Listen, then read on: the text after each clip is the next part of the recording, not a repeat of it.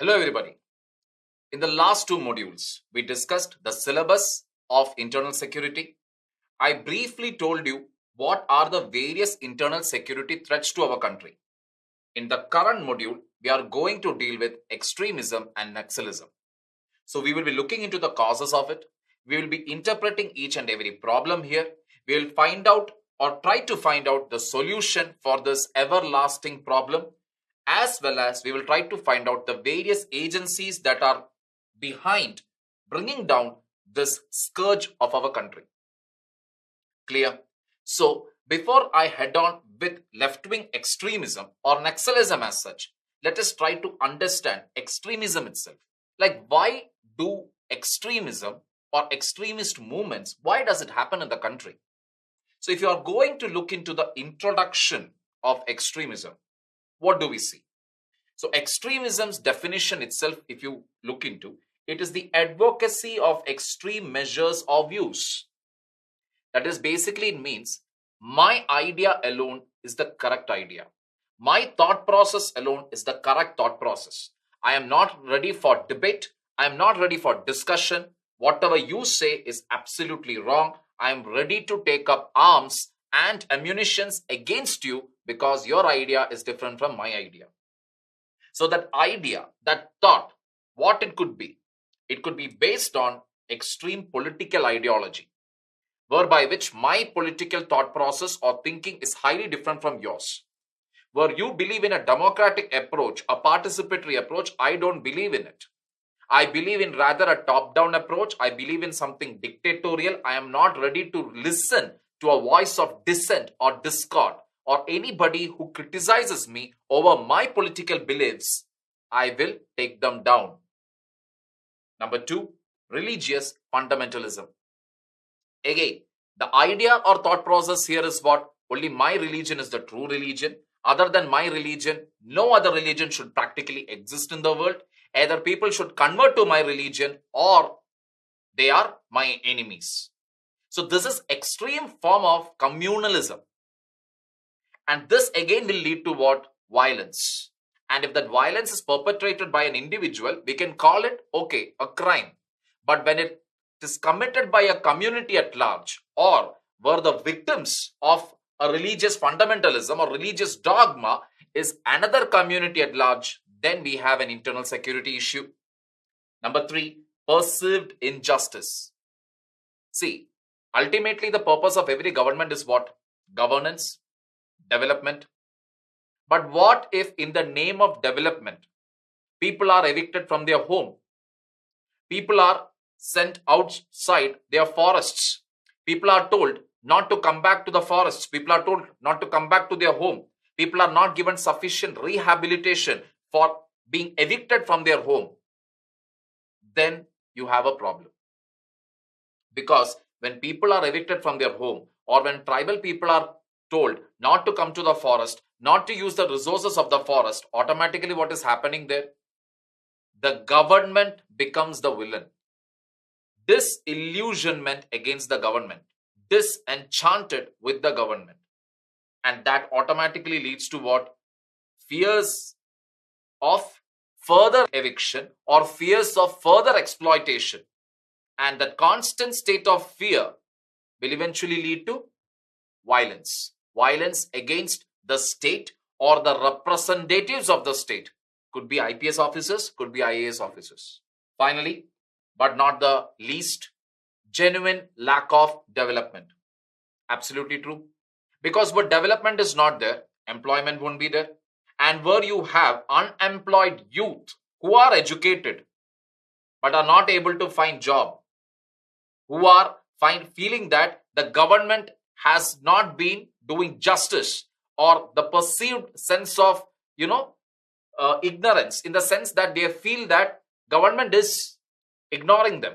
So they are ignorant to the fact that that is not the reality, but then they prefer to block themselves from any other aspect of governance, as a result of which they automatically become fodder for what? Joining extremist movements. It could be left-wing extremism, it could be Northeast insurgency, it could be religious terrorism. It could be any of this. Getting the idea here? Moving on. Now let us see the forms of extremism in India. So if you were to look at the forms of extremism in India, no surprises here. It comprises of left-wing extremism, northeast insurgency, and religious fundamentalism and terrorism. These are the three forms of extremism that we generally get to find in India. Now, let us briefly try to differentiate between them. Why should we differentiate between them? The idea here is, if you know at least a basic idea about how to differentiate between these extreme movements, you can give either a good introduction or a good conclusion. More often than not, it is a very big challenge for the students to give a good introduction and a conclusion. Everybody is comfortable with the body, but they don't know how to start an answer and how to end. So let us look into these different types of extremism in brief, starting with terrorism. Involves killing innocent civilians and creating terror in the minds of the people to make their case. 26/11 attack, it immediately comes to our mind. They have extreme thoughts and are radicalized to take up terror activity. So this radicalization that happens here, radicalization means basically over a period of time, the thought process is constantly changed by showing them images, either doctored or genuine images of violence that has been perpetuated by the state, genuine, cases or doctored cases of, attack by the government on the particular community or a particular religious domination. All these are shown to them to a point where the person, the individual or individuals feels the state is responsible for all the atrocities. Again, you must understand this is radicalization. This can work through books, pamphlets, and yes, internet. An example for this would be Jammu and Kashmir terror organizations. Most of the terror organizations and most of the youth who happen to join these terror organizations, they tend to join because of extreme radicalization. That is, they genuinely believe that the state is the villain here. The state has to be, shown that terror organizations will decide how to rule or govern the country or a particular region. Clear? Shall we move on? We saw terrorism. Now let us see what is radicalism.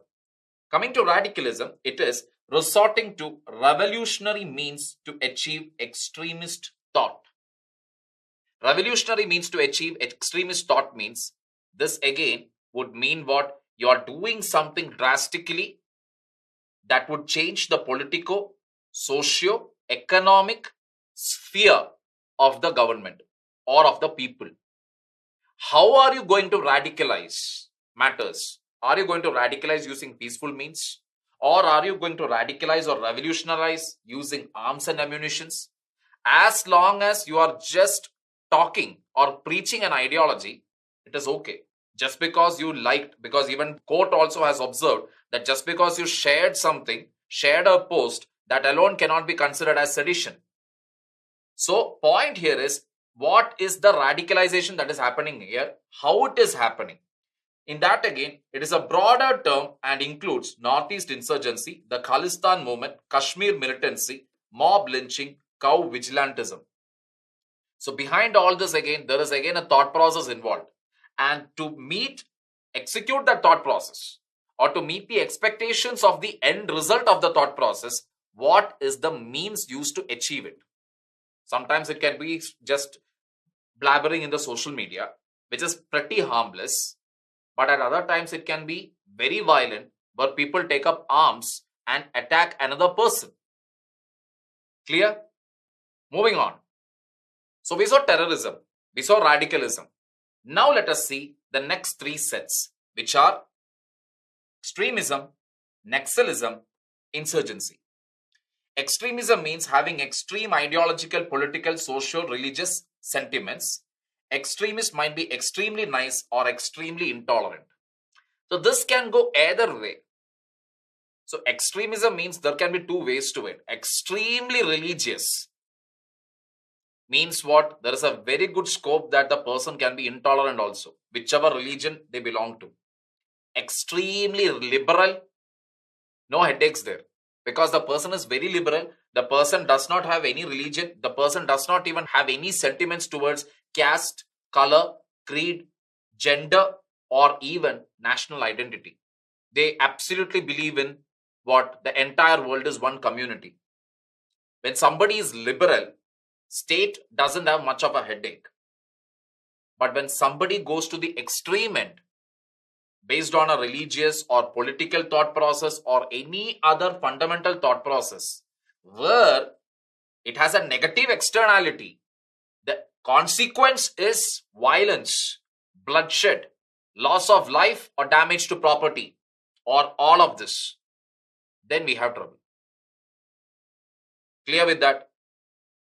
Naxalism, far left radical communists supportive of Maoist political sentiment and ideology. Example is the left wing extremism. So, Naxalism is the extremist movement that we were discussing about, where a political ideology is the foundation of it all. Where the political ideology held by Maoists is in total divergence with the constitutionally elected government of our great country. We will see that in detail. Coming to the next type of extremism, insurgency. It is a rebellion against the state authority. Basically, what we see, Northeast insurgency. But Northeast insurgency, when we look into it, is it to do with political ideology? Is it to do with religious fundamentalism? Is it to do with perceived lack of development? So, what is the reason for Northeast insurgency? Well, we will do that in detail when we take it up. But for now, let us maintain our focus towards what? Closer towards the topic of discussion, which is extremism and Naxalism. Shall we move on further? So far, I told you what could be the 4 reasons for extremism. We basically saw briefly the different types of extremism also.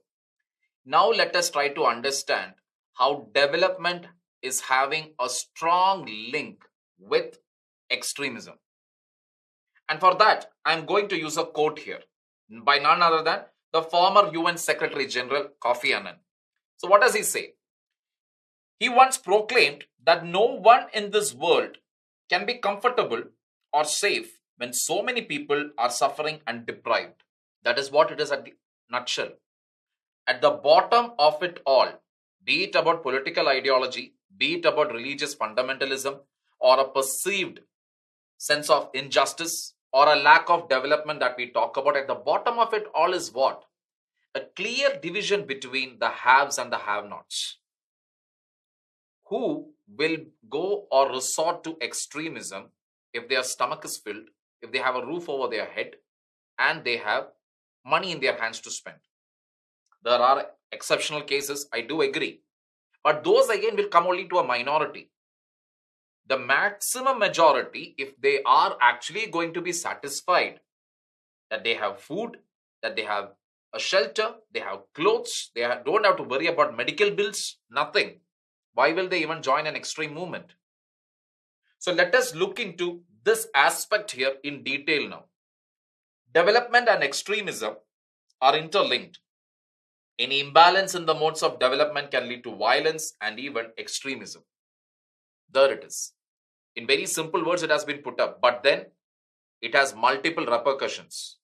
So let us look into now the various developmental stages and how all of this has a link with extremism.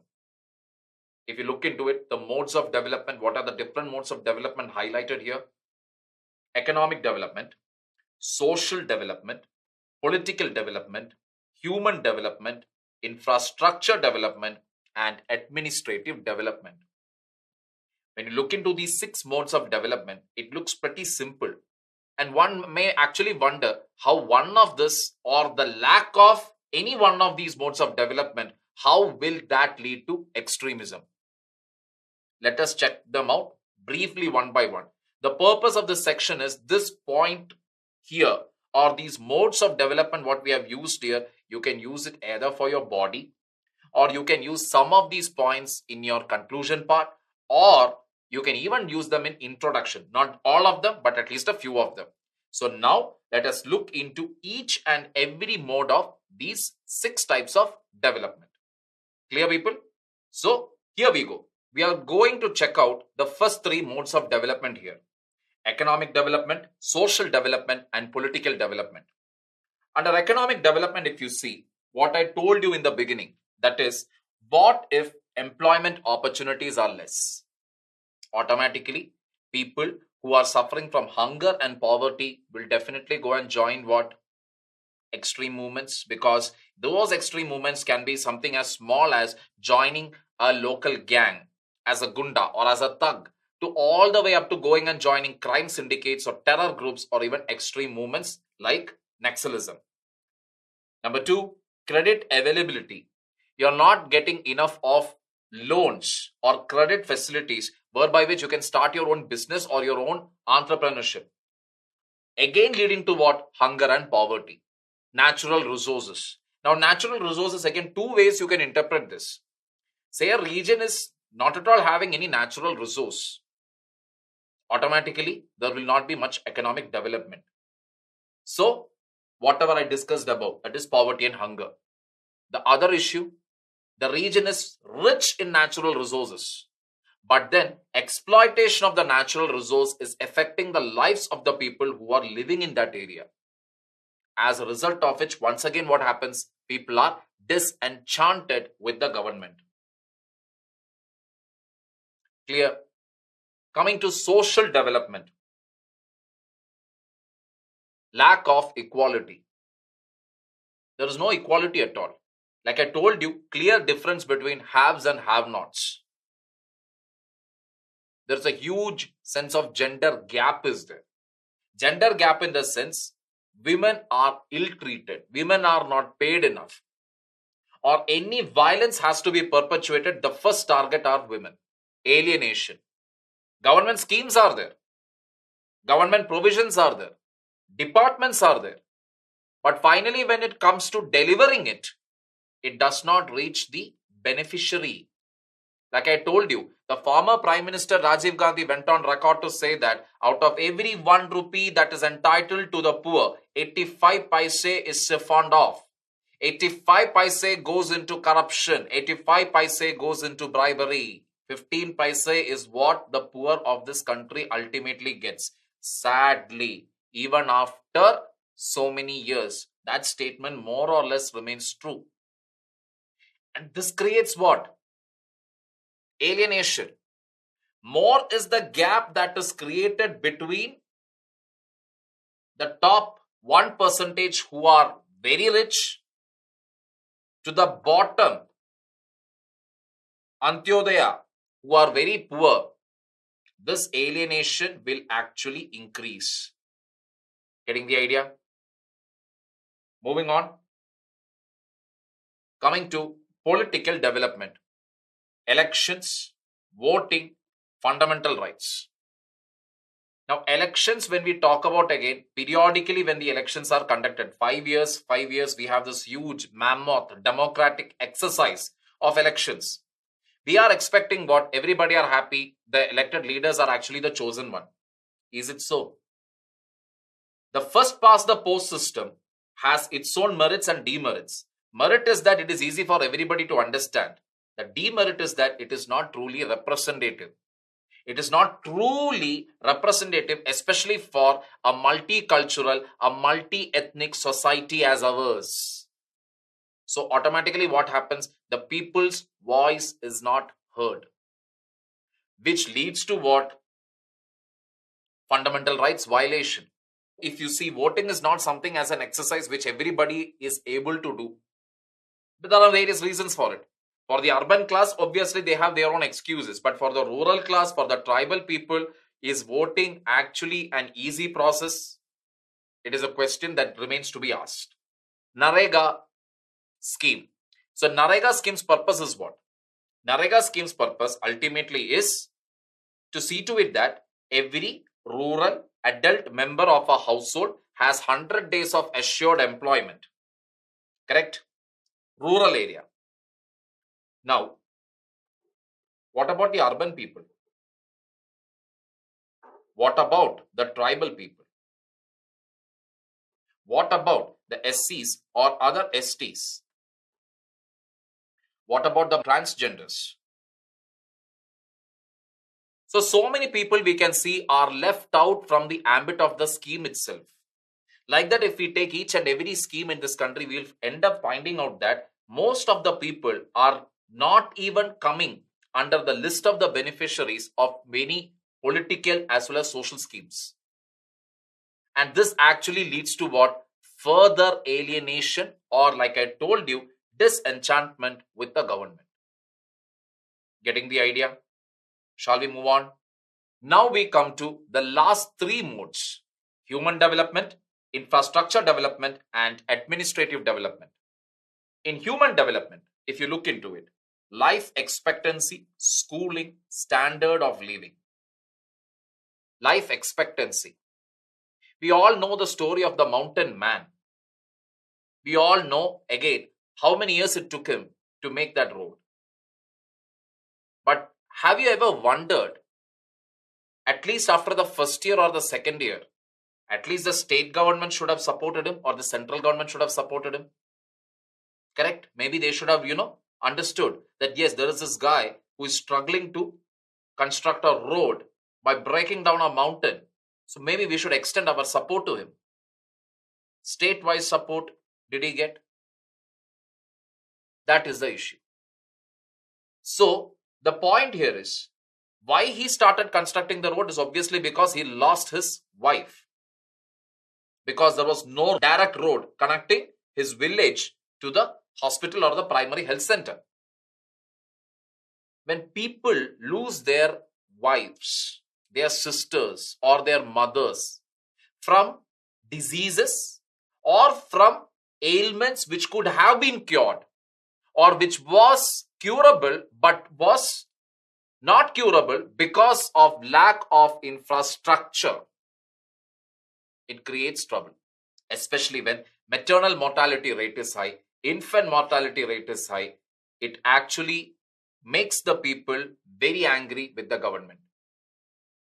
Schooling facilities, when it is not there, what does it lead to? It creates further illiteracy. And illiteracy it creates, but it also creates poverty. And the worst among all the types of poverty is cognitive poverty. What do you mean by cognitive poverty? When we say the word cognitive, it basically means your ability to think logically, analyze a situation, and then give solution to it. But when you have cognitive poverty, what happens is you are limiting your thinking. You're limiting your abilities. You don't know to explore your potential. And all of that will again lead to what? Again will lead to easy indoctrination, easy radicalization, and even more worse, going and joining any extreme, violent group. Standard of living. So standard of living, when we say, obviously what we are talking about, we are generally talking about a general conditions of life. That is, are we having good air to breathe, good water to drink, good facilities, clean and healthy environment? When all of these are there, it is very rare that a person will get angry, or even more better, it is very rare that a person may even go and join a terror movement or an extreme movement. Coming to infrastructure development, lack of roads, bridges, schools, hospitals will actually create disenchantment with the government again. Because why these things are so important? Because these are the visible parts of government. And when you don't have any of this, it actually creates what? A total disillusionment with the government. Finally, administrative development. Vacuum of administration and officers. Always we get to read, sadly, even today in this 21st century, from India, we still get to read a particular officer was absent in the hospital, or a doctor was absent in the primary health center, or a particular officer has been on leave for many months together, as a result of which most of the files are not moving. As a result of this, ordinary people who are waiting there, they are there. Why? Why do a citizen come to a government office? They come there because they have something which needs an approval. a clearance.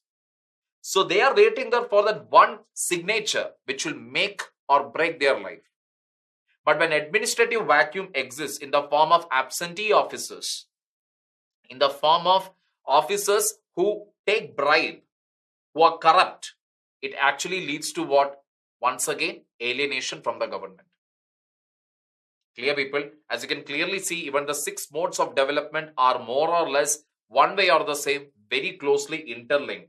Watertight separation between all these modes of development is actually not possible. But having said that, each one of them has a direct impact on what? Alienating people from the government.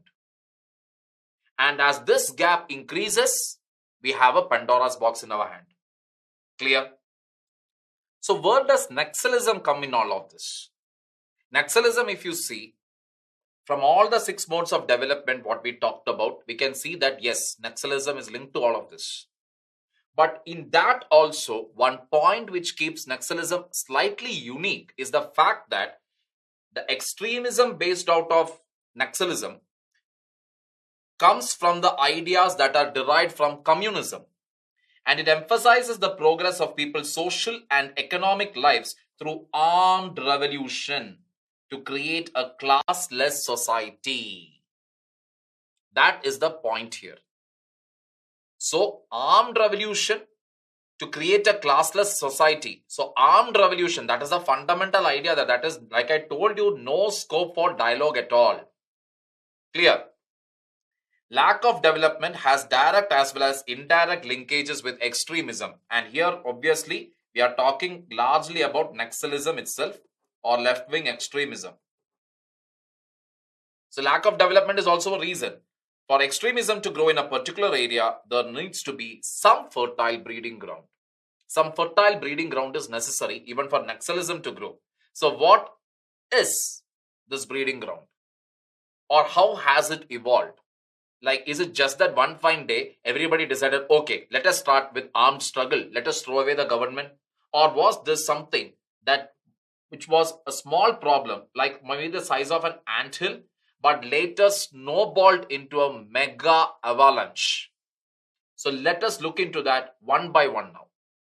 So when we look into the problems that led to extremism, that is Naxalism here, starting with the starting point or the core point involved in almost all extremist movements is the same for Naxalism also, which is poverty, unemployment, and a lack of development that provided the fertile ground for development of Naxalism. Getting the idea? So this actually led to it. Then radicalization of youth is a combination of these factors with political ideologies and government deficit. So poverty is there, unemployment is there, and after that you are having what? After that you are having radicalization. Now radicalization to what extent? What if I told you an IAS officer's son was very recently arrested? A most wanted guy was very recently arrested because he was one of the formidable leaders of Naxalism, son of an IAS officer. Why am I going on stressing that fact? Because son of an IAS officer obviously wouldn't have faced poverty, wouldn't have faced unemployment too, would have got quality education.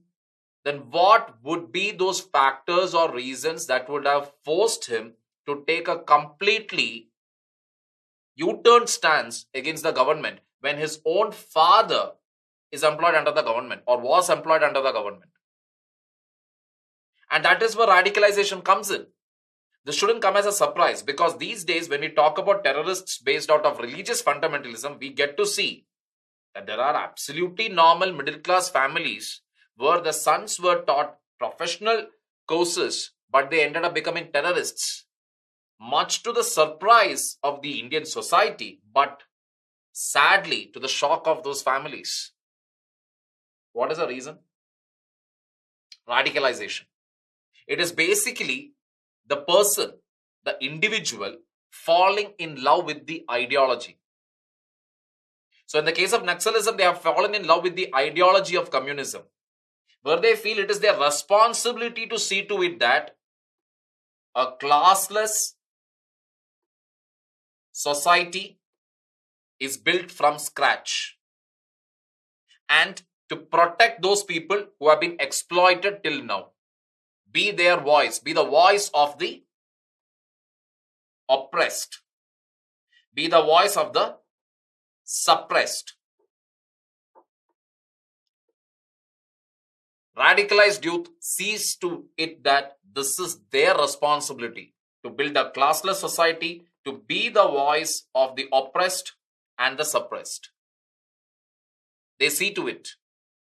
And once again, no logic, no amount of logical reasoning, no amount of coercion, please, nothing will work with these type of youth, because they believe in that extreme ideological mindset. You cannot change that. It is not born out of poverty. It is not born out of any compulsion. It is solely the choice that they have made. Again, because of radicalization. Clear? Moving on. India, after getting independence, wanted to go for development which was largely based on socialistic ideas.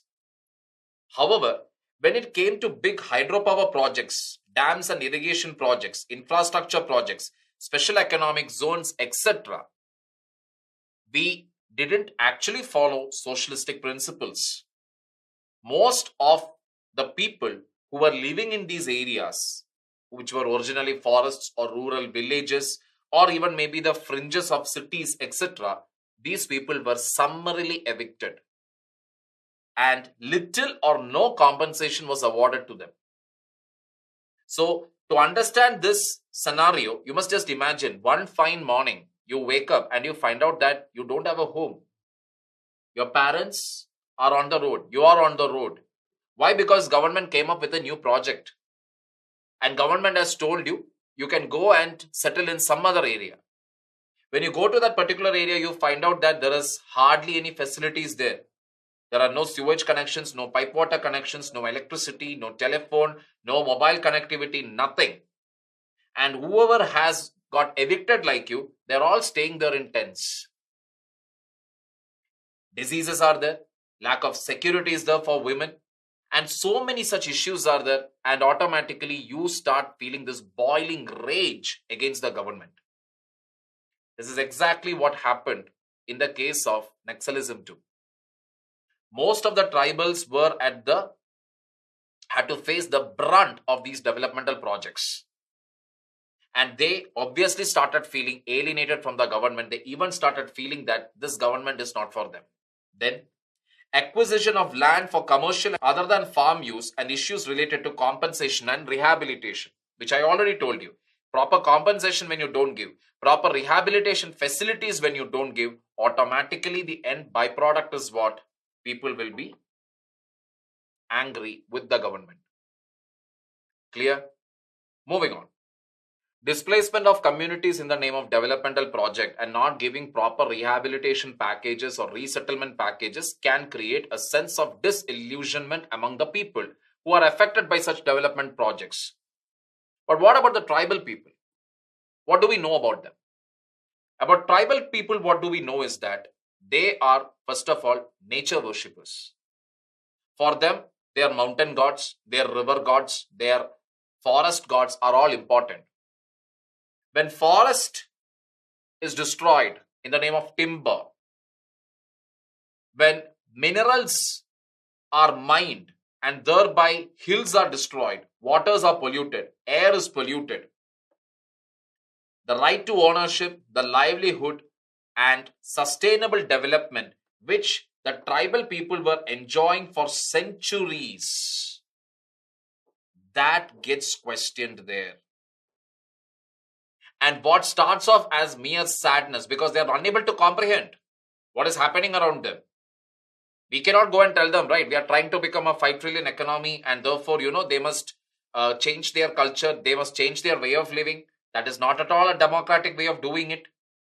And that anger, that sadness what they have eventually turns into anger against the government, against the system that has been responsible for destroying their forest, polluting their environment. Clear, people? This is how it goes about. Now, let me take you to the geographical aspects of extremism. That is Naxalism again. Observe this map, the natural vegetation in India. In that, if you actually focus on the eastern side, you will find that these regions are actually rich in moist deciduous and dry deciduous forests. Okay? Moist deciduous, dry deciduous forests. That means what? They are rich sources of timber and other forest produce. Clear? Now look into the next map here, which is talking about non-metallic minerals. You will see that the non-metallic minerals, again, there is a good concentration of it among the states of West Bengal, Bihar, Jharkhand, Odisha and Chhattisgarh. Even you can see it the same thing towards Tamil Nadu, Andhra side. Okay, but here I am marking the non-metallic minerals on this area itself. Because why this area again? The area where I have shaded. Okay, this area, if you go back to the previous slide, what do we see? That is also the area where you have forest cover. Clear, people? So the forest cover as well as the area where you have non-metallic mineral coverage are both one and the same. Now, moving on to the next slide, what do we find? Not just non-metallic minerals, even metallic minerals are also quite significant in the region. Rich in forest, rich in metallic and non-metallic sources. And what do we see next? The map of India's Maoist conflict, if you see, that almost overlaps with those regions what I shaded earlier. That means this region what we have shaded here is clearly rich in what? Clearly rich in forest. It is rich in metallic minerals. It is also rich in non-metallic minerals. A crackdown of Maoist rebels has led to a rise in number of casualties in the country's tribal areas. And these are the regions that are the most affected, especially Jharkhand and Chhattisgarh. The regions which are shaded red here, I will show it to you. Regions which are shaded red, those are the highly affected region. The ones in yellow are the moderately affected, and the ones in green are only marginally affected. But I hope you get the point how all the three maps, natural vegetation, non-metallic minerals, metallic minerals, are all coinciding and overlapping, and these are the three regions again where Maoist conflict map also overlaps. Clear? Scattered conflict you can witness in some other parts of the region, but then it is not as strong as what you witness in Chhattisgarh or Jharkhand. Clear, people? Moving on. So, I clubbed the vegetation, the metallic minerals, the non-metallic minerals distribution map, and then I showed you the regions, that is the country's worst affected region with Maoist conflict.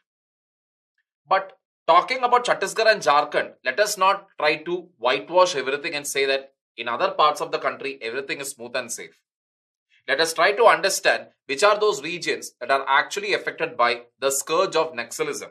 And in that we see Maharashtra, Karnataka, Kerala, Tamil Nadu, Andhra Pradesh, Telangana, Odisha, Chhattisgarh are the names of the few states which are affected by Naxalism. Yes, from the color coding we get to know that for most of the other states, it is actually what? It is actually marginal. But that does not rule out the possibility that it can become severe in the future until and unless proper measures are taken to counter it. Ideologically, development-wise, both are required. Only then we will be able to change it. Clear?